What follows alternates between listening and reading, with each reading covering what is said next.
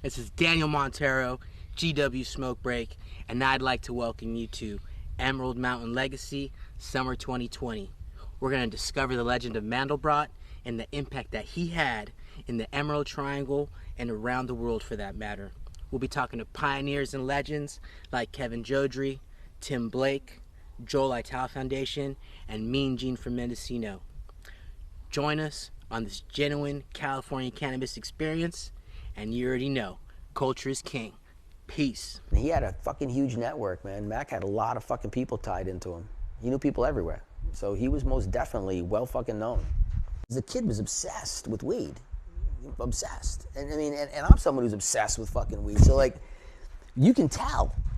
And it was just, it's really nice to see that in a craft where you're that bold and you believe so strongly that you're willing to chase your fucking direction and desire. And I think that that's what has to stand out, because otherwise it's a breeder that he bred a plant, and it's like, yeah, you know, you bred a plant. But what he did was he changed a region by introducing better genetics to the cultivators. He changed a region by producing plants that worked well in coastal, because all this coastal strip sucks to grow a lot of the varieties that were highly marketable. They just fucking did not like it. The Perp didn't like it because it molds. The Kushes get PM, and this one has both in it and doesn't do fucking either.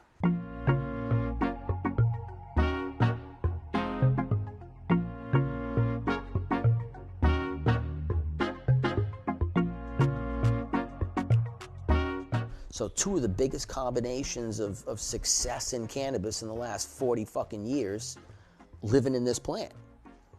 So it's holding some really, really powerful connections to the public already. They've consumed the parents intensely.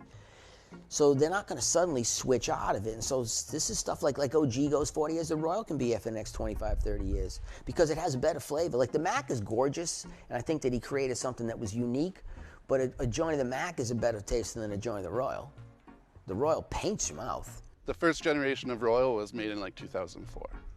Can we talk about that? Yeah, so that was in the Arcata warehouse I mentioned. We had messed around with the parents a little bit in Albion, but we made Royal at the Arcata warehouse. And then it's funny because we started growing it back in Albion again and all over the place. My brother would do these huge, like 3,000 plant sifts. You know, you just grow in 1 gallon pots, grow as many of them as he could so he could explore that genetic variation. Like I said, he wasn't afraid of saying what he did. You know, he was out there just growing herbs and selling seed and just hustling like it was 2020, but it was 2005, you know?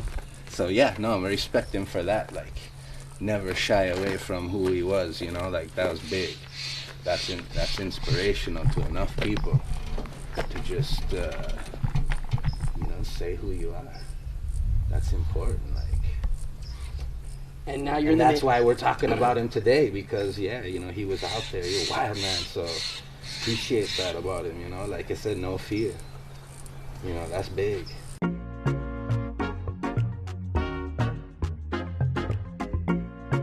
It's interesting. You talk about the genetic breeders from around the world, they'll tell you that all the Europeans come to Northern California. Kevin will tell you that, they'll all tell you. They all come here because the best genetics are in the world. Well, when John Vergados, who was Skunk Magazine, the publisher of Skunk Magazine, he came out here because he's one of the leading genetic dealers in the world, and he wanted to talk to all the OG genetic people. There were very few that would step up or come talk to us or even get in a room with us, because there just wasn't that many of them. People weren't really dedicated to that. The few that were, like Ringo Lawrence, you look at Mandelbrot, and a few others, they came, and Todd McCormick, and they came in and brought the base of all these cultivars that everybody used to make all these amazing strains. You look at everything now, my God, there's so many strains, wedding cake, cookie cake, 15 gelatos. It all came from all this material, from those land races and all that work that Mandelbrot did.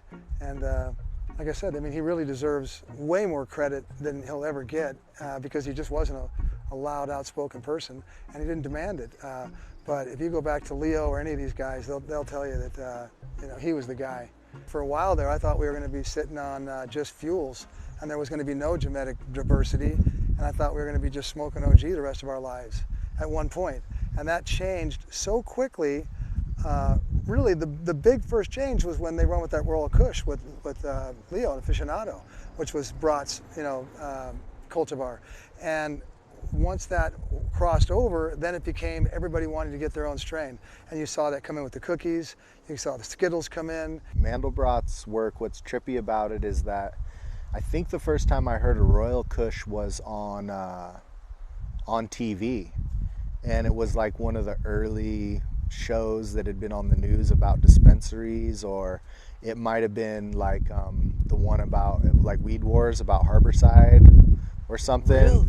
Yeah, and I saw they were like, oh yeah, well we got this stuff, it's called Royal Kush, we're gonna test it right here, we want to know, how much THC it has. See right there, it's like 24% or 27% or something THC. They go, see, that's good, that means this is potent. And it turned out that people like that I go way back with in Woodman Canyon and in Spy Rock, they already before that for a few years had already kind of converted over to growing Royal Kush. But what was trippy was all these people who had converted to it, they didn't know who Mandelbrot was. They just knew they had got the plants, they grew them, and they were really good, and they were willing to convert to just growing Royal from all their old stuff that they had back in the day because it was so dependable, and then the weed was so dank.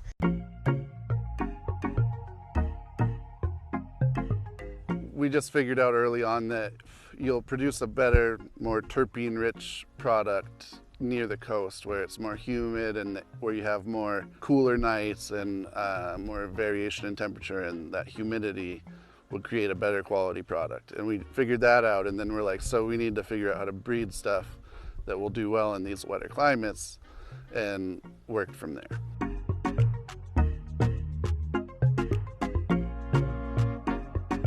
It was like a bonanza of every property was selling for top dollar immediately, because of how profitable cannabis was back then. It was difficult to find a place, and so I think it was more driven by like wanting to be in a certain area, but not necessarily a certain property, and just taking what you can get, really. About 20 miles as the crow flies from the ocean, on Kamsha Ukiah Road, in between Mendocino and Ukiah. We're 2 miles down a private road, and none of our neighbors can see anything on our property, so that was a consideration for sure. Yeah, I feel blessed to be here, be part of the process, and from a young age, I've been involved in cannabis somewhat, one way or another, and it's beautiful to come out here and see things come full circle, and just the process of life, and with death there's life, and it's great to be here. What was it like growing up with two older brothers, dude? Yeah, well, so we have a pretty good age gap. I think Ben's 9 years older than I, and Mandelbrot was, I think 5 years older than Ben, and so there was a age gap. Both of these guys were kind of like in and out of the house a lot when I was growing up, and by the time I was kind of age to be cognitive and running around and stuff, these guys kind of moved out of the house, as adults do, and came out here to California. And so when I graduated high school in 2010, I moved out here, followed suit, and got a place with Ben, and the rest is history. County to county, whether you're in Trinity County out in the Pines, or if you're up in Humboldt, in northern Humboldt, or down here in Mendo, they're all similar vibes, and it seems like everybody is kind of on the same page, really. It seems like we are a pretty unique ecosystem and climate out here in the Emerald Triangle, and it's not a lot of places like this. Even if you go up to Southern Oregon, it's different. I don't know how to really put it down, but the vibe is just different. It's community, and the people out here were born on cannabis, and not formed around it. They were formed through it. You know what I mean?